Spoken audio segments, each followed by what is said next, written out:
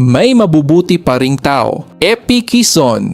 Pinasalamatan ang Grab driver na tapat na nagsauli ng kanyang naiwang cellphone. Sa panahon kung kailan madalas na negatibong balita ang nangingibabaw, isang simpleng kwento ng katapatan ang nagbigay inspirasyon sa maraming netizens matapos itong ibahagi ng aktor na si Epi Quizon.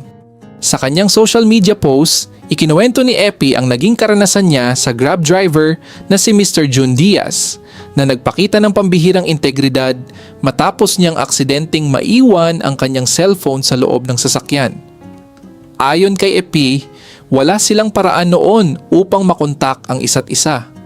Sa halip na umalis, pinili umano ni Mr. June na manatili malapit sa lugar kung saan niya ibinaba ang aktor, umaasang mapapansin nitong nawawala ang kanyang cellphone at babalik upang hanapin ito. Halos 3 oras ang lumipas bago napansin ni Epi na wala na sa kanya ang kanyang telepono. Sa tulong ng kanyang anak na si Misha at ng kanyang partner na si Mapet, natawagan ng cellphone. Sinagot ito ni Mr. June at ilang minuto lamang ang lumipas ay agad niya itong ibinalik sa aktor. Ngunit ayon kay Epi, hindi lamang ang pagsasauli ng cellphone ang tumatak sa kanya.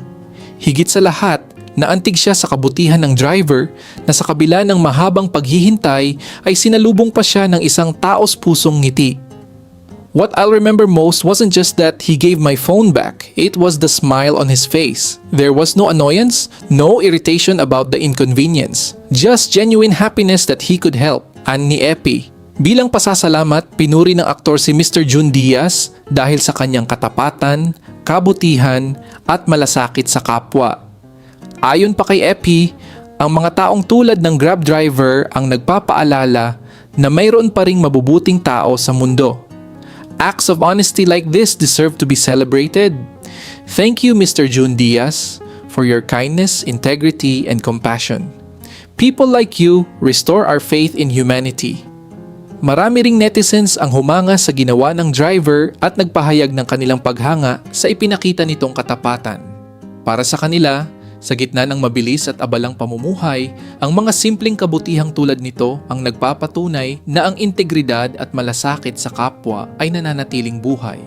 Ang kwento ni Epi Quizon at ni Mr. June Diaz ay nagsisilbing paalala na ang kabutihan ay hindi nasusukat sa laki ng isang ginawa, kundi sa tapat na hangaring makatulong sa kapwa, isang simpleng kabayanihan na tunay na nagbibigay ng pag-asa at nagpapanumbalik ng pananampalataya sa sangkatauhan.